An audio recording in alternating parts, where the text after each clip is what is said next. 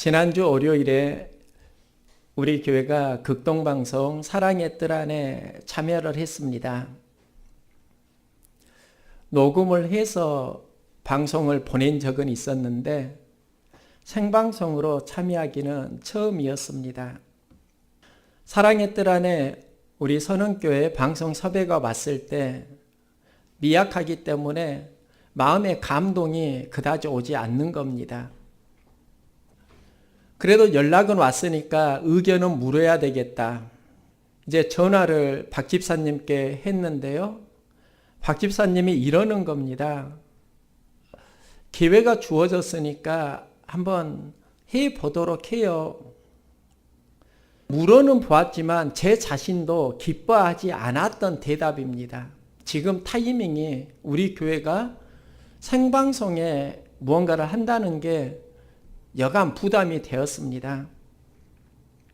그래서 다른 가족에게도 물어보니까 이상하리만큼 일이 쉽게 열리는 겁니다. 그리고 극동방송에서 선흥교회 생방송을 했는데요. 문자 응원 참 많이 왔고요. 20여 년 전에 교사로 주일학교를 섬겼는데 그때 섬겼던 아이가 지금은 어른이 되어가지고 문자 응원을 해주는 겁니다. 선우 사거리에서 전도를 했는데 그때 만난 분이 또 문자 응원을 해주는 겁니다. 수요 기도회 때 명절이 끼었습니다. 그래서 가족들은 많이 출타했는데 그 명절 때 왔던 가족이 우리 선흥교회가 사랑의 뜰 안에 나오는 것을 보고 또 문자 응원을 해주는 것을 만났습니다. 그래도 하니까 조금씩 되어 가는구나. 그리고 거기에 참여했던 가족들도 하나님이 주시는 마음의 감동으로 하나하나 준비된 순서를 해 나갔고요. 이제 생방송이 무사히 마치고 나오면서 무사히 끝나서 다행이다. 방송을 마치고 나오면서 참 다행이다 싶었습니다. 그리고 가족끼리 서로 인사를 했습니다. 수고하셨습니다. 수고하셨습니다. 그런데 그때 박 집사님이 저에게 이런 말을 하는 겁니다. 목사님, 저지르고 하면 돼요, 목사님. 저지르고 하면 돼요, 목사님. 그런데 한 주간 계속 제 마음에 그게 남더라고요. 생각은 있는데 행동으로 옮겨지지 못하는 그 일들이 저에게 있는데요. 그걸 하나님이 아시는데 집사님이 저에게 이러는 겁니다. 저지르고 하면 돼요, 목사님. 다음날 새벽 예배를 드리는데 자꾸 그 말이 생각나더라고요. 저지르고 하면 돼요, 목사님. 그래서 하나님께 저 기도했습니다. 하나님, 저지르고 하면 되지요? 하나님 사역이라면은요. 하나님 사역이라면 저지르고 하면 되지요. 하나님께 그 마음을 전하니까요. 하나님이 제 마음에 이런 감동을 주시더라고요. 그럼 용기 내서 저지르고 하면 된다. 내가 기뻐하는 일 저질러봐. 저지르면 내가 도와줄게. 그 마음의 감동이 오는 겁니다. 망설이고 생각만 하다가 몸으로 움직이지 못하는 수많은 일들 있지 않습니까? 그 일을 용기를 내서 하나님이 기뻐하는 일로 저질러 보시기 바랍니다. 예수님의 사역에 두 가지 비전이 있습니다. 하나는요, 하나님 나라의 비전입니다. 예수님이 광야에서 40일 금식 기도를 하실 때 품었던 마음이 하나님 나라입니다. 40일 금식 기도 쉽게 하는 거 아닙니다. 마음에 간절하니까, 절박하니까 40일 금식 기도를 하는 겁니다. 40일 금식 기도를 하시고 외쳤던 첫 번째 메시지가 하나님 나라입니다. 하나님 나라를 예수님이 품으셨고 하나님 나라를 기도하시고 저지르시는 겁니다. 선포하시는 겁니다. 하나님 나라를 이루는 과정 속에 예수님이 품었던 게 있는데요. 그게 바로 십자가입니다. 예수님은 사역의 중반에 제자들에게 말하는데요. 고난을 받고 죽임을 당하고 제3일에 살아나야 할 것을 제자들에게 비로소 나타내시니, 죽임을 당하고 사흘 만에 살아나야 할 것을 비로소 그들에게 가르치시되, 십자가 사건의 선포를 하실 때 공통적으로 나타나는 단어가 비로소. 그런데 이 비로소가 어디에서 나타나냐면 하나님 나라를 선포할 때도 나타납니다. 예수께서 비로소 전파하여 이르시되 회개하라 천국에 가까웠느니라. 금식하시고 선포하셨던 하나님 나라가 비로소, 그리고 십자가를 품고 너희도 십자가를 감당해야 한다. 그때 하셨던 메시지도 비로소입니다. 예수님이 중요한 일을 하시려고 하실 때 비로소가 있더라고요. 여러분 인생에도 무언가 일을 하려고 할 때 비로소가 있습니까? 하나님은 그 비로소를 보시는 겁니다. 그 비로소가 무엇인가? 마음에 품었던 것을 저지르는 사건이 비로소입니다. 우리의 삶에도 용기를 내서 선포하는 비로소가 있기를 소망합니다. 예수님이 비로소 십자가를 감당할 것을 선포하시고 비로소 하나님 나라를 선포하시고 하나님 사역을 하시는데요. 우리도 그 비로소가 있어야 한다는 겁니다. 그런데 마음의 소원은 있습니다. 생각은 있습니다. 그런데 저지르는 비로소가 없더라고요. 예수님은 비로소 하나님 나라를 선포하시고 십자가 사역을 비로소 감당하시면서 사역을 행해 가시는데요. 우리에게 중요한 게 있습니다. 그 과정에 무엇을 해야 하는가? 예수님은 저지르고 하신 일이 있습니다. 그 일이 바로 겟세마네 동산에서의 기도입니다. 예수께서 힘쓰고 애써 간절히 기도하시니 땀이 땅에 떨어지는 핏방울 같이 되더라. 예수님이 하나님 나라를 이루는 현장에서 땀방울이 핏방울이 되는 기도를 하십니다. 누구나 기대하고 꿈꾸는 삶의 현장 다 있습니다. 그런데 여기에 열정 기도가 더해지는 사람이 있고 열정 기도가 빠진 사람이 있습니다. 열정 기도가 안 되면 삶은 힘을 잃어갑니다. 여러분 삶 가운데 품은 뜻은 있는데 열정 기도를 놓치고 있지 않습니까? 다시 살아날 수 있기를 소망합니다. 기도로 예수님께서 무엇을 두드리는가? 기도하시면서 땀이 땅에 떨어지는 핏방울같이 되더라. 열정을 두드리시는 겁니다. 제가 군대에서 유교 훈련을 받았을 때가 목회를 하는데 자꾸 생각이 납니다. 제가 군종이었습니다. 훈련을 받으면 초코파이, 요구르트, 바니사탕 그걸 준비해 가지고 위문을 갑니다. 훈련받는 곳에 가서 뭘 나누어 주는데 유교 훈련은 직접 받으라는 지시가 내려왔습니다. 유교 훈련 받기 전날에 교회에서 간절히 기도했습니다.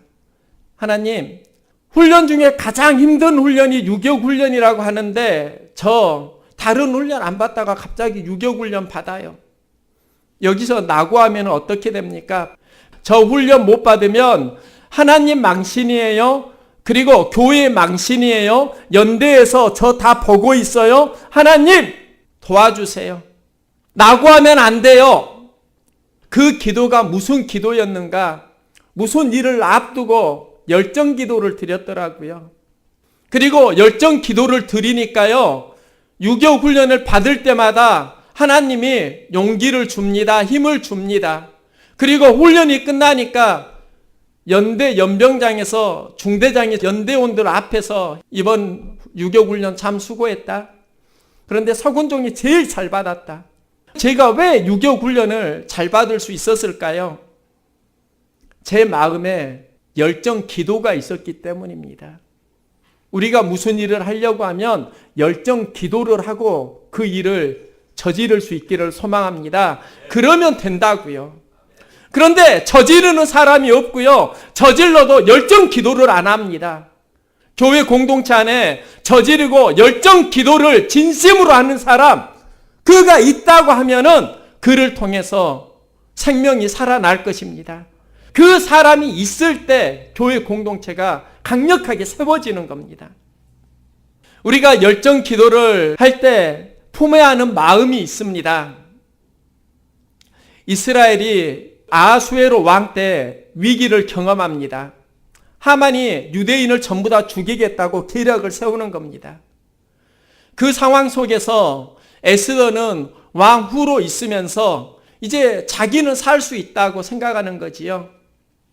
그런데 모르드게가 에스더에게 내가 왕에게 가서 이스라엘의 위기를 구하라라는 메시지를 받습니다. 그때 에스더가 처음에는 거절하다가 나중에는 그래 왕에게 나아가리이다. 그런데 어떻게 나아가는가? 사흘을 금식하고 나아가리이다. 금식 기도가 있고요. 그 뒤에 죽으면 죽으리이다. 각오가 있습니다. 하나님의 일을 저지를 때 그 과정 속에 있어야 하는 게 무엇인가? 바로 열정이고요. 또 열정 위에 각오가 더해지는 겁니다. 열정과 각오가 만나면 그때부터 일이 일어난다고요. 우리의 삶 가운데 문제가 없다. 아니요. 문제는 누구에게나 있습니다. 그런데 문제를 만날 때 누구나 다 고민합니다. 그런데 고민하고 끝내는 인생이 있고 고민하는 그 시간을 기도로 바꾸는 시간이 있습니다. 그걸 바꿀 수 있다고 하면 능력은 달라집니다. 하나님 앞에 열정 기도, 각오 기도를 하면서 하나님의 일을 저지르십시오. 그리고 기도하면서 그 각오와 열정이 어디로 들어가야 하는가? 예수님이 아버지여, 만일 아버지의 뜻이거든 이 잔을 내게서 옮기시옵소서. 그러나 내 온대로 마옵시고 아버지 온대로 되기를 원하나이다. 예수님이 땀방울이 핏방울이 되도록 기도하고 아버지의 뜻이 이루어지기를 원하나이다. 열정, 각오 속에 하나님의 뜻을 마음에 품은 것입니다. 그리고 하나님의 뜻을 품으니까요, 그때부터 천사가 더욱 더 예수님을 기도할 수 있도록 도와주십니다. 저는 이 원리가 참 신기하더라고요. 우리가 하나님의 뜻을 구하는 열정 기도를 하면 그때 천사가 도와준다. 우리가 그리스도인으로 살아갈 때 하나님의 뜻을 붙잡고요, 몸부림치면서 살아가면 천사가 와서 도와준다. 여러분의 삶 가운데 천사를 만날 수 있기를 소망합니다. 정말 천사가 있다니까요. 하나님은 사람을 보내주신다고요. 돕는 사람을 보내주신다고요. 그 천사 참 많이 만났습니다. 그런데 더욱더 하나님께 부르짖고 하나님의 뜻을 붙잡고 기도하면 되는데 문제를 만날 때 하나님의 영역으로 들어가지 못합니다. 김정남이 피살이 되고요, 방글라데시에서 그 피살자들을 잡으려고 수배령이 내려졌습니다. 그런데 CCTV를 보니까 김정남을 죽이는데 공모했던 사람들이 다 한 명 한 명 나오는데요, 그 중에 2명이 북한 대사관으로 들어가 있습니다. 말레이시아 안에 있는 북한 대사관 속에 김정남을 피살했던 2명이 들어가 있는 겁니다. 그래서 방글라데시에서 그들을 잡으려고 하는데 대사관 안으로 들어갈 수가 없다고 합니다. 북한 대사관은 북한의 영역이고 말레이시아 안에 있어도 그곳은 불가침 영역인 것입니다. 그런데 저는 이 이야기를 보면서요, 하나님 나라에도 경계선이 있더라고요. 대사관의 경계선을 정한 것이 빈협정인데요, 천사의 하나님 나라의 빈협정이 있습니다. 우리가 어려움을 만날 때 그 어려움 현장 가운데서 하나님의 영역으로 들어가는 사람이 있고 하나님의 영역으로 들어가지 못하는 사람이 있습니다. 하나님의 영역으로 들어가면 천사가 도와줍니다. 하나님의 영역이 무엇인가? 예수님에게 있어서는 나의 온대로 마옵시고 아버지의 온대로 되기를 원하나이다. 아버지의 뜻을 구하는 기도로 들어가니까 천사가 도와주는 겁니다.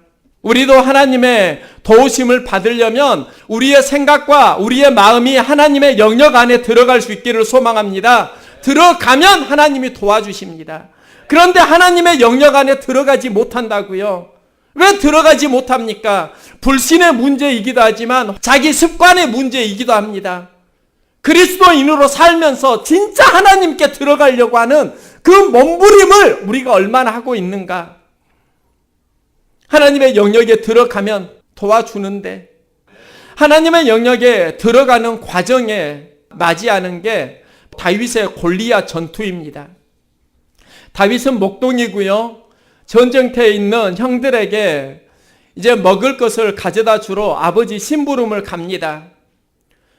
그 현장에서 이스라엘 군대를 모욕하는 골리앗을 봅니다. 다윗이 그 골리앗을 물리치겠다 이 뜻을 품습니다. 하나님이 기뻐하시는 거룩한 마음입니다.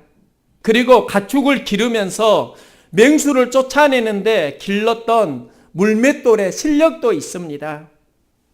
우리의 삶 가운데 마음과 실력이 만나면 골리앗을 향해서 나아가는 겁니다.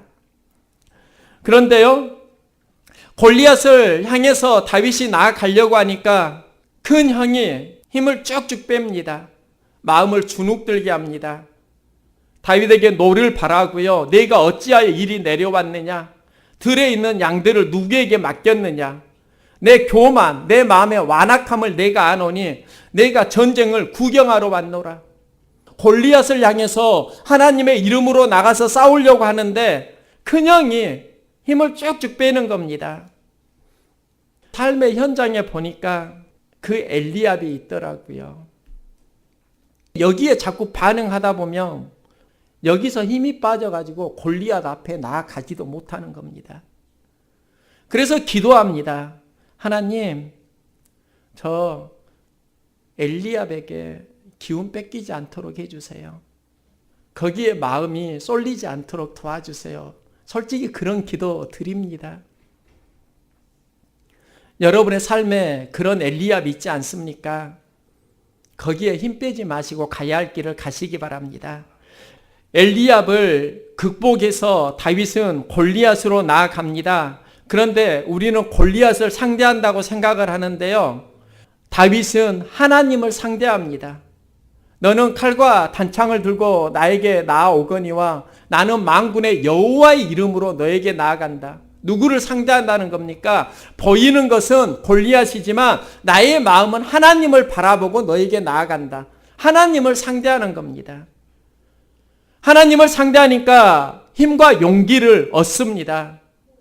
엘리압이 있다고 하면 극복할 수 있기를 소원합니다. 엘리압과 싸우는 건 가짜 싸움이에요. 골리앗과 진짜 싸움에 갈 때 골리앗을 넘어서 하나님 바라보기를 할 수 있기를 소망합니다. 예수님도 십자가 싸움을 할 때 아버지의 온대로 하옵소서 하나님을 상대하는 겁니다. 하나님을 상대하는 믿음이 자라기를 소망합니다. 우리의 마음의 영역이 하나님께 들어가는 거예요. 누구에게나 살아가는 삶의 현장이 있습니다. 그리고 그 현장이 주는 에너지가 있습니다. 그런데 보이는 환경보다 보이지 않는 환경은 보다 중요합니다. 하나님이 보호하시는 영역은 보이는 환경이 아니라 보이지 않는 환경의 영역입니다. 우리의 마음이 하나님의 영역에 들어가면 그때부터 하나님은 우리를 도우시고 역사하십니다. 그런데 우리가 어떻게 하나님의 영역 안에 들어갈 수 있는가? 바울은 감옥에 갇혔습니다. 환경은 감옥입니다. 이 감옥에서 항상 기뻐하라. 아무것도 염려하지 말라. 감옥에 갇혀 있는데 어떻게 바울이 이런 편지를 쓸 수 있는가? 바울은 아무것도 염려하지 말고 다만 모든 일에 기도와 간구로 너희 구할 것을 감사함으로 하나님께 아뢰라 말씀하는데요. 염려하지 말라는 가장 기본적인 것이고 좀 더 적극적으로는 기도와 간구로 하나님께 아뢰라. 염려 에너지를 기도, 간구의 에너지로 바꾸라고 하는 겁니다. 그런데 우리는 염려만 안 합니다. 근데 기도도 안 합니다. 간구도 안 합니다. 여러분, 문제 있을 때 기도와 간구를 가지고 나아가십시오. 염려하지 않은 사람은 관심이나 필요를 느끼지 못하는 사람입니다. 예전에 마을에 가면 꼭 꽃처녀가 있었다고 합니다. 저도 어릴 때 살짝 본 것 같긴 한데요. 항상 싱글벙글입니다. 꽃을 꽂고 항상 기쁘게 이렇게 살아갑니다. 그에게 염려가 없어요. 그런데 그런 염려를 말하는 게 아니고요. 염려를 이기면서 그 염려 마음을 비전으로 바꾸는 겁니다. 그리고 비전으로 바꾸기 위해서 필요한 게 기도와 간구로 하나님께 아뢰는 겁니다. 여러분의 삶 가운데 염려 에너지 분명히 있을 거예요. 관심이 있으니까 염려가 있는 거예요. 마음이 있으니까 염려가 있는 거예요. 그런데 그 마음에 기도와 간구, 이 열정 기도를 해 나갈 수 있기를 소망합니다. 제가 지난주에 설교를 편집하는데 제가 상당히 충격을 받았습니다. 메시지를 전하고 보통 28분 정도 편집이 나옵니다. 그런데 편집을 할 때 자꾸 내용이 마음에 안 드는 겁니다. 그래서 21분으로 편집이 되는 겁니다. 방송 설교를 보내는데 그날은 제가 말씀을 들으면서도 마음이 영 안 좋은 겁니다. 내용이 나빴는가? 내용이 그렇게 나쁜 것 같진 않은데 왜 이런 설교를 하게 되었을까? 문제는 전달력이었습니다. 깨달은 게 있는데요. 그 순간에 내 마음이 영향을 받아버린 겁니다. 강단에 서면은요, 힘을 주는 분위기가 분명히 있습니다. 힘을 빼는 분위기가 분명히 있습니다. 그런데 지난주는 진짜 힘을 빼는 분위기였습니다. 말씀을 전하는데 눈꺼풀이 참 무거워 보이는 분이 계시고요. 또 아이가 칭얼거리니까 예배를 드리지 못하고 돌아가는 분도 있고요. 또 보여야 하는 가족이 안 보이는 분위기를 나와야 되는데 한번 들어가 버리니까 마음이 눌려버린 겁니다. 물론 머리로는 메시지를 전했습니다. 그런데 내 마음이 그 환경에 극복이 안 되니까 마음이 힘을 잃어버렸습니다. 그래서 설교를 망쳤습니다. 지난주 신호등 앞에서 전도를 하다가 한 권사님을 만났습니다.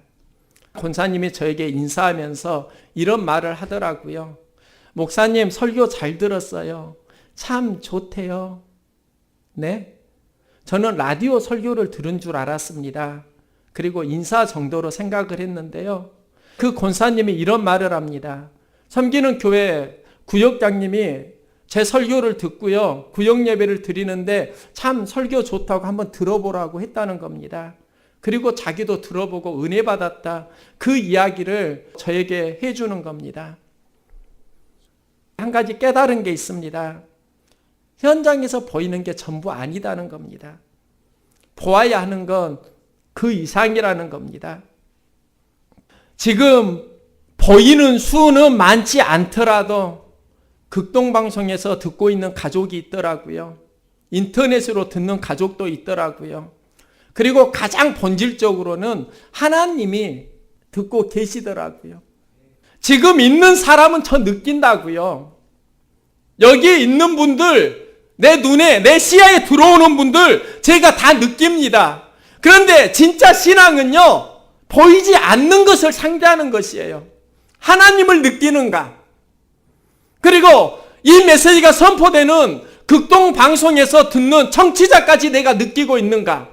인터넷으로 듣는 그 가족까지 나는 느끼고 있는가?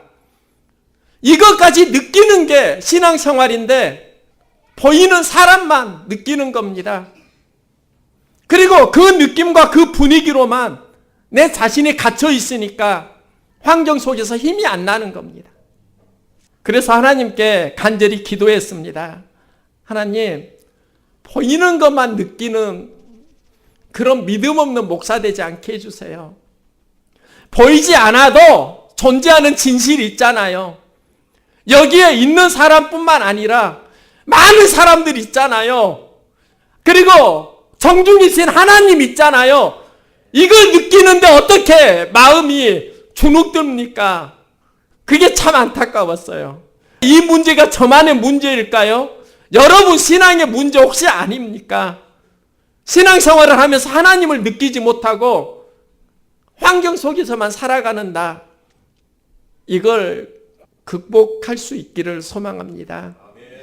이게 극복이 되어지면은요, 우리가 하나님의 영역 안에 들어가는 겁니다. 하나님의 영역 안에 들어가면 돕는 천사를 만나게 됩니다. 하나님의 돕는 손길이 없다고요? 하나님의 영역 안에 사는 게 아니라 내 영역으로만 사는데요. 예수님이 십자가를 감당할 수 있었던 이유가 무엇인가? 보이지 않는 진실을 믿었기 때문입니다. 죄사함의 진실, 부활의 진실까지 예수님은 믿은 겁니다. 그리고 그 사역을 위해 예수님이 저질렀던 게 기도입니다. 말씀입니다. 저지르면 이길 수 있도록 돕는 천사를 보내주십니다. 믿으십시오. 하나님의 마음을 품지 못하고 기도하지 않고 저질러지는 일은요, 하나님의 영역 안에 들어가는 일이 아닙니다. 하나님의 영역 안에 들어오면 하나님이 도와주시고, 하나님의 영역 안에 들어오지 못하면 하나님은 도움의 손길을 차단하시기도 하십니다. 하나님이 기뻐하는 일을 저지르십시오. 보이는 것만 보는 사람이 믿음이 없는 사람입니다. 믿음이 있다고 하면 하나님이 기뻐하는 것을 보십시오. 하나님 나라를 보십시오. 그래서 하나님의 뜻을 구하는 기도를, 간구를 하시면 하나님께서 천사를 보내주시고 돕는 일을 하시는 겁니다. 저 하나님께 좀 저지르고 싶어요. 하나님 기뻐하시는 일을 저지르게 도와주세요. 그런데 하나님 기뻐하시는 일을 저지르려고 하면은요, 보이는 환경만 보고는 절대 못 저지르겠더라고요. 진짜 보아야 하는 것, 보이면, 그러면 왜 기도 안 돼요? 왜 간구가 안 돼요? 우리의 삶 가운데 그리스도인으로 살아가면서 우리는 신앙생활을 합니다. 그리고 뜨거운 열정도 필요합니다. 그런데 그 열정이 돕는 천사를 만나면 하나님의 나라가 힘을 얻을 것입니다. 망설이는 수많은 생각 있지요? 하나님의 마음을 품고 하나님 기뻐하시는 일을 한번 저질러 보십시오. 그리고 그 과정 속에 어려우면 하나님 도와주세요. 하나님 도와주세요. 이 기도가 되니까 천사를 만나고요. 천사를 만나니까 하나님의 나라가 이루어지는 겁니다. 여러분의 삶 가운데 하나님의 마음을 품고 저지르는 일이 있기를 소망합니다. 그리고 돕는 천사를 만날 수 있는 하나님의 은혜를 또한 소망합니다. 하나님 기뻐하는 일 저지르십시오. 그리고 기도와 간구로 한번 나아가 보십시오. 하나님이 채우실 것입니다.